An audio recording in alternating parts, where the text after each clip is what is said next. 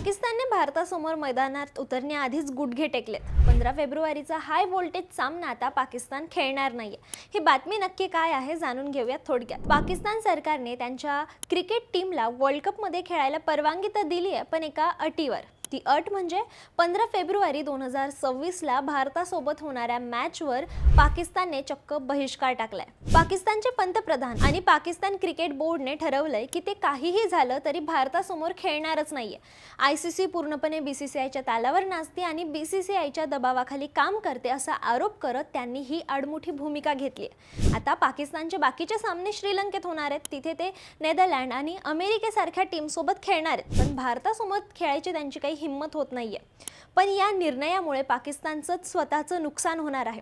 स्पर्धेतील महत्त्वाचे 2 गुण पाकिस्तानला यामुळे गमवावे लागतील, ज्यामुळे ते स्पर्धेतून बाहेर सुद्धा पडू शकतात। तरीही त्यांनी हा हट्टीपणा अजून सोडलेला नाहीये। आता आयसीसी यावर काय कडक कारवाई करणार याकडे सगळ्यांचं लक्ष लागलंय।